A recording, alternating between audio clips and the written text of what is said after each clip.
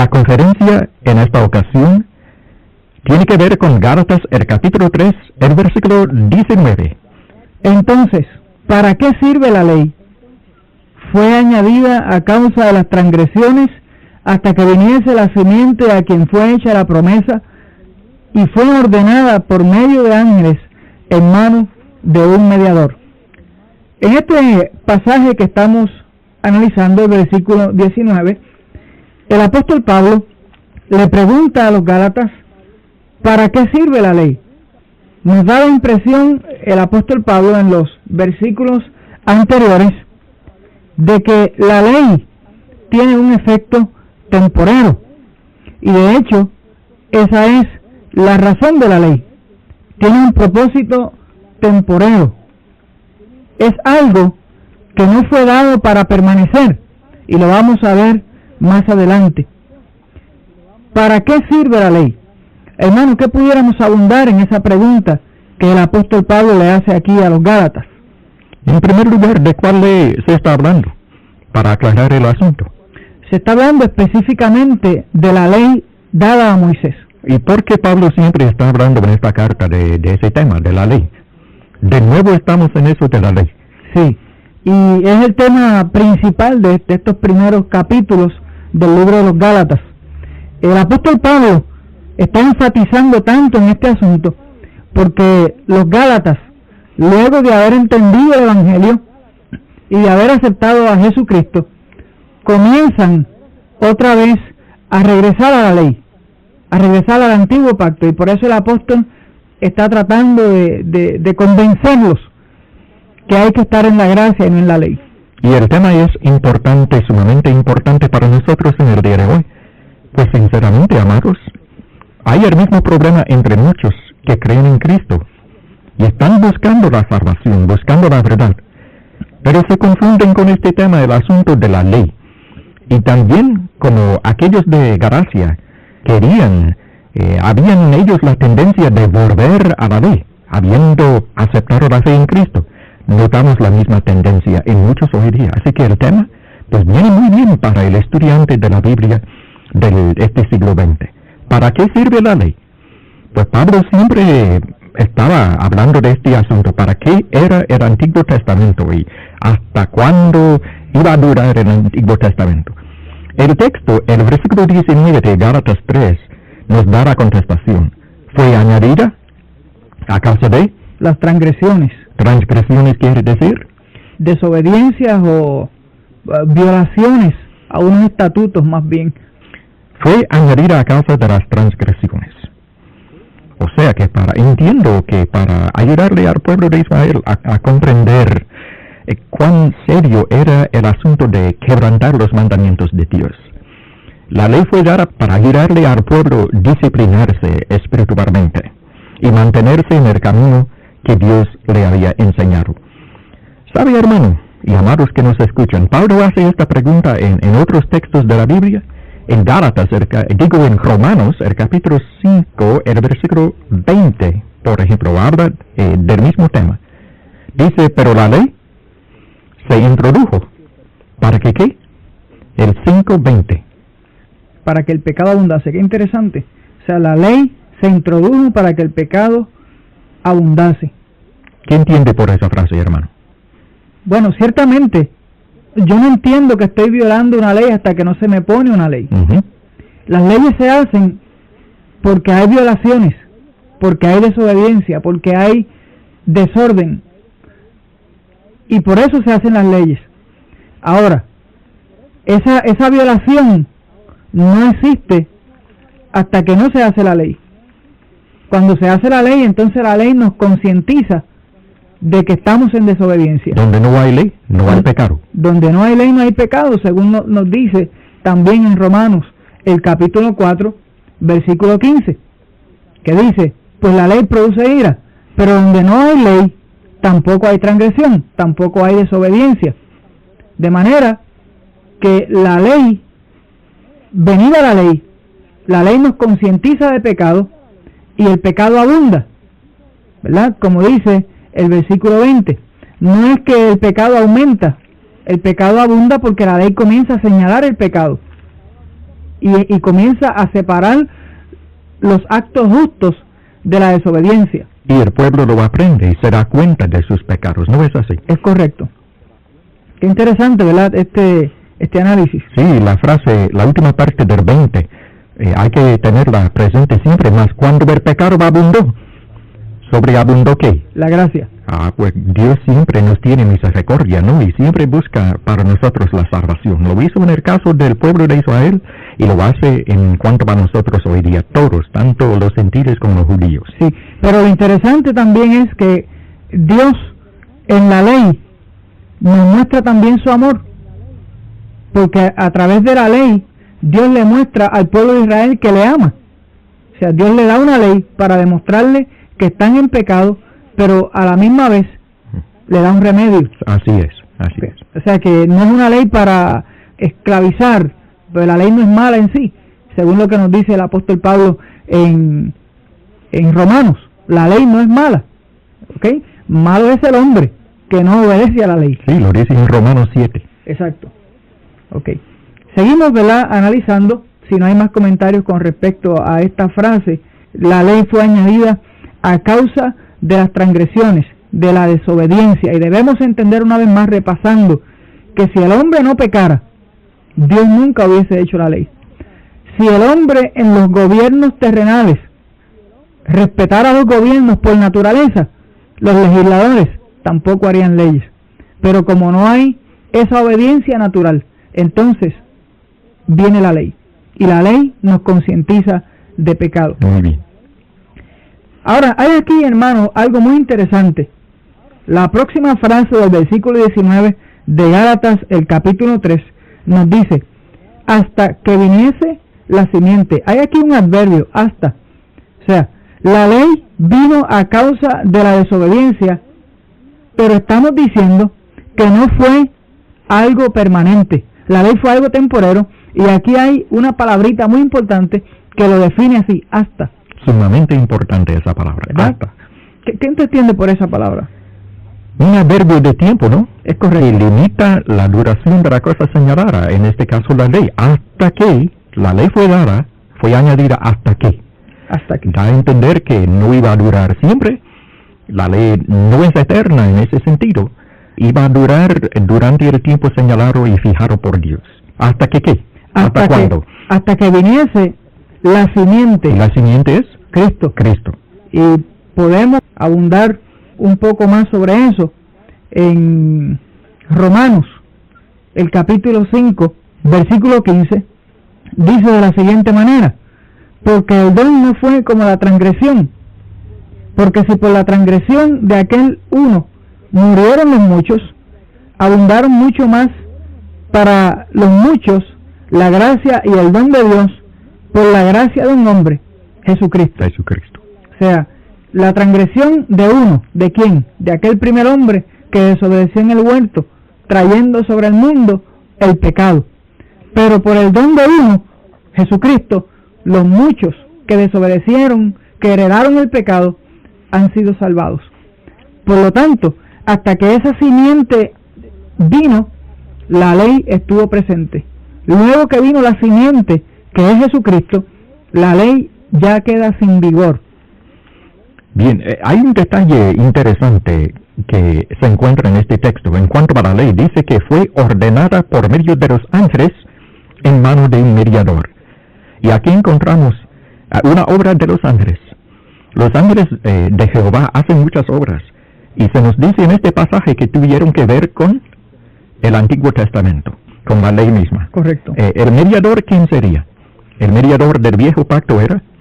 Era Moisés. Moisés. Y ese viejo pacto, tanto los 10 mandamientos como todos los estatutos, fueron dados ¿por quién?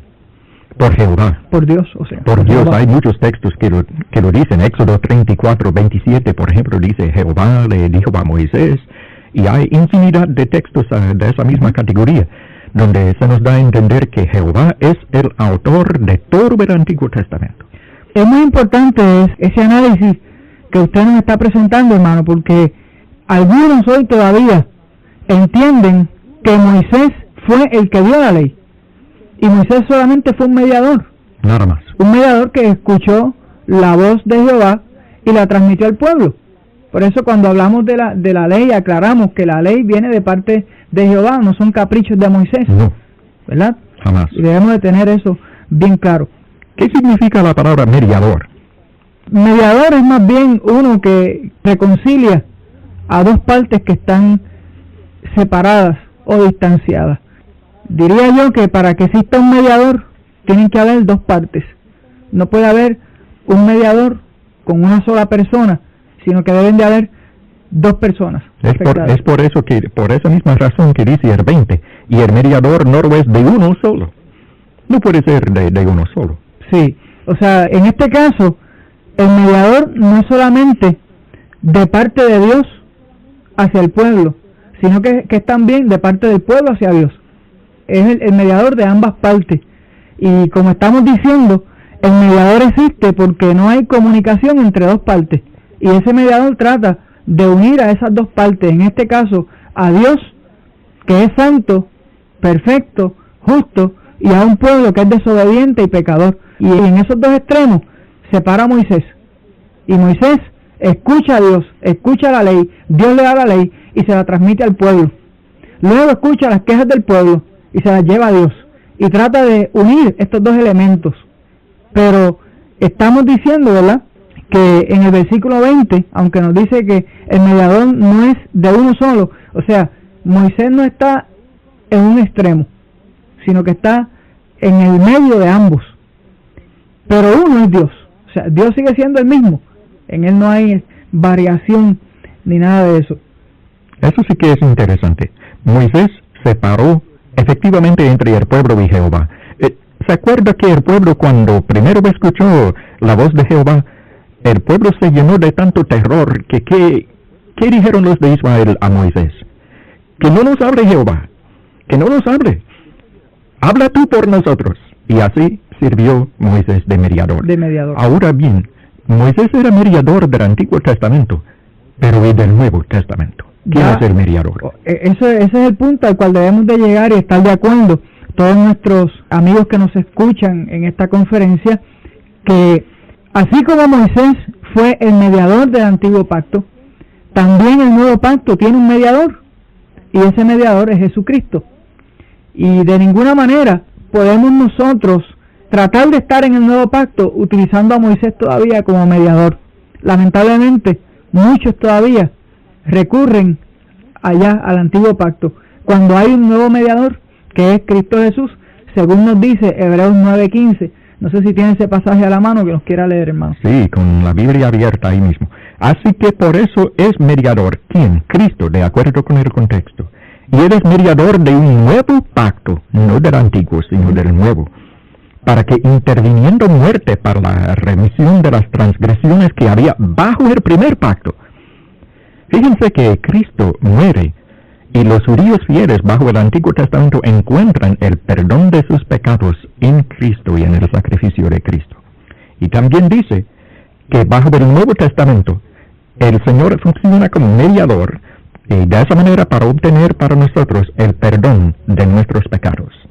Dice, los llamados reciben la promesa de la herencia eterna por medio de este nuevo mediador que es Cristo. Un mediador mucho más efectivo, mucho más potente, que no muere, que lo que era Moisés, porque Moisés era un mediador, pero era débil.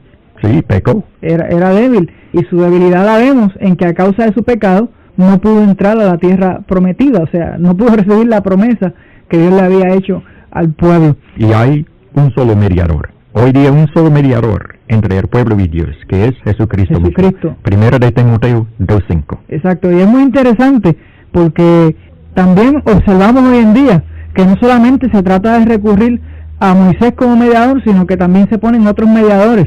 En ocasiones se ponen a otros hombres terrenales como mediadores. Sí, señor. Objetos, cosas como mediadores entre Dios y el hombre. Y el mediador es Cristo, no hay otro. O sea, es como si Estados Unidos escogiera a cualquier persona para negociar entre Rusia y Estados Unidos. Un mediador, hay una persona designada para eso. Y no hay ninguna otra negociación sino a través de esa persona.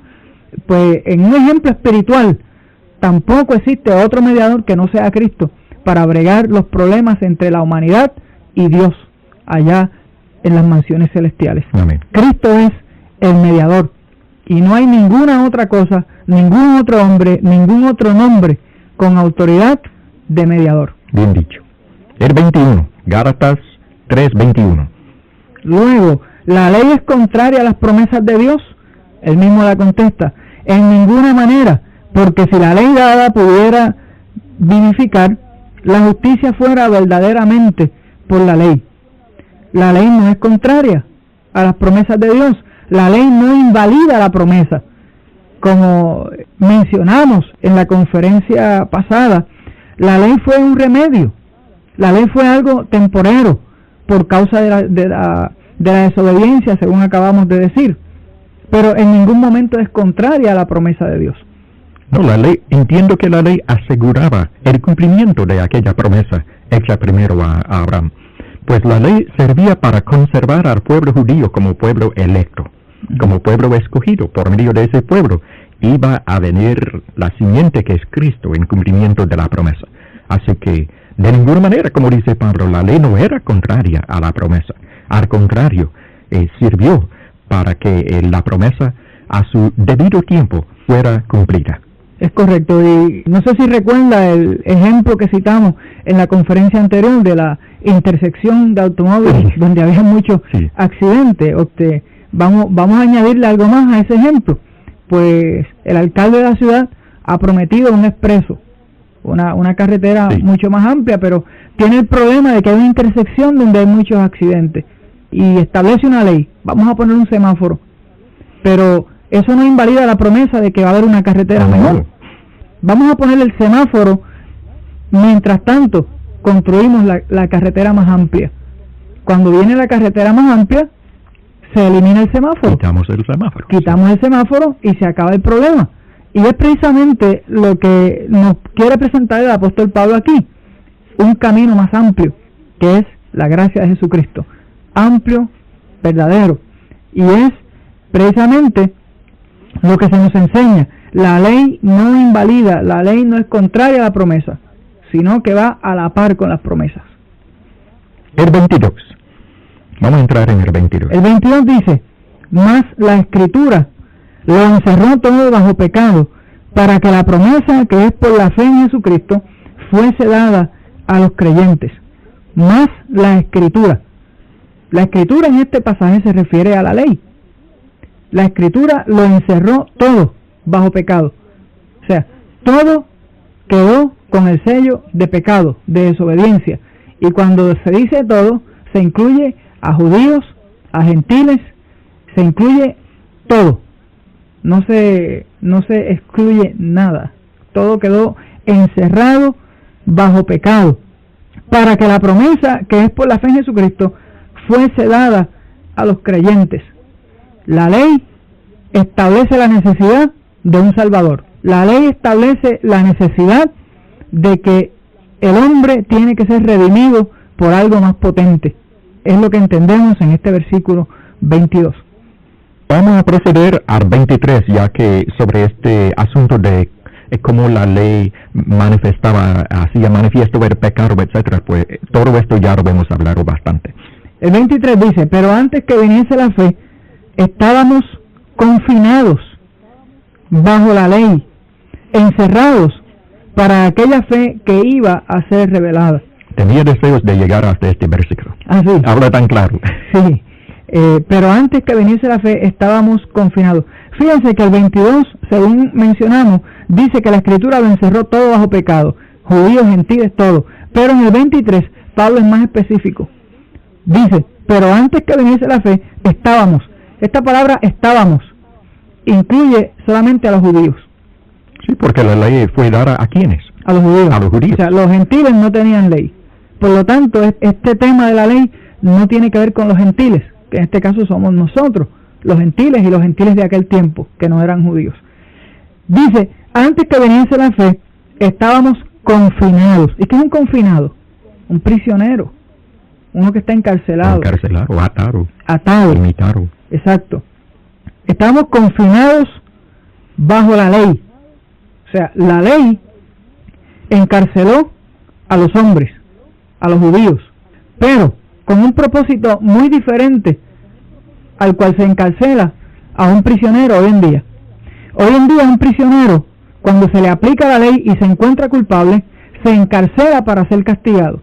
Muchos prisioneros son encarcelados para luego llevarlos a la muerte. En este caso, la ley confinó, encarceló a los judíos para llevarlos a la libertad, para llevarlos a la gracia. Es lo que nos presenta el pasaje. Antes que viniese la fe, estábamos confinados bajo la ley. Y luego el apóstol Pablo también aclara un poco más la palabra confinado y dice encerrados. Encerrados. ¿Con qué propósito? Para aquella fe que iba a ser revelada. ¿Y cuál fue esa fe que fue revelada? La fe del Evangelio de Jesucristo.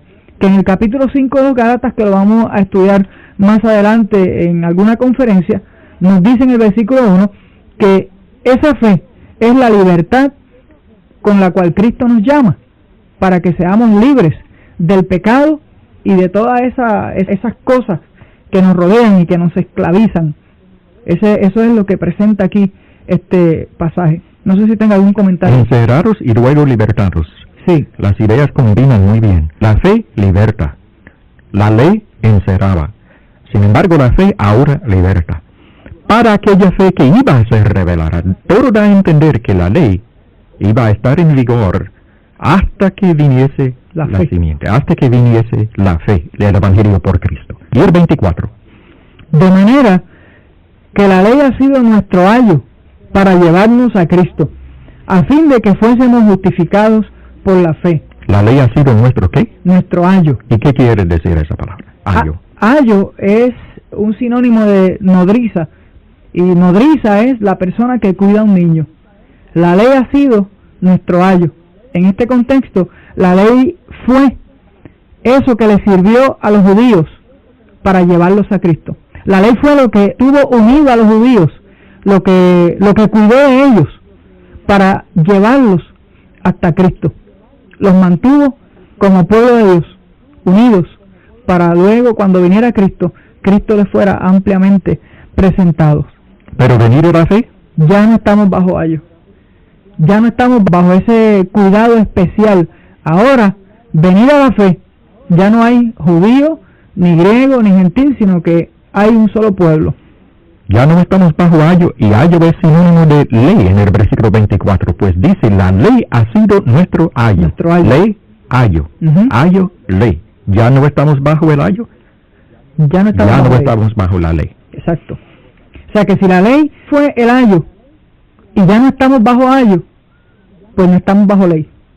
Eso es lo que presenta este versículo. Se puede decir de manera más clara. Ya no estamos bajo el Antiguo Testamento. No hay forma de decirlo tan claramente. Ya no estamos bajo la ley. Ya no estamos. Es cuestión de realizarlo y aceptarlo en nuestra mente de que no estamos bajo ese Antiguo Testamento y tener nuestra fe completa en la gracia de Jesucristo. Amén. Estamos ahora, amados, bajo la fe de Cristo. Y queremos vivir de acuerdo con esa fe que es el Evangelio. Pues hasta aquí la conferencia para esta ocasión.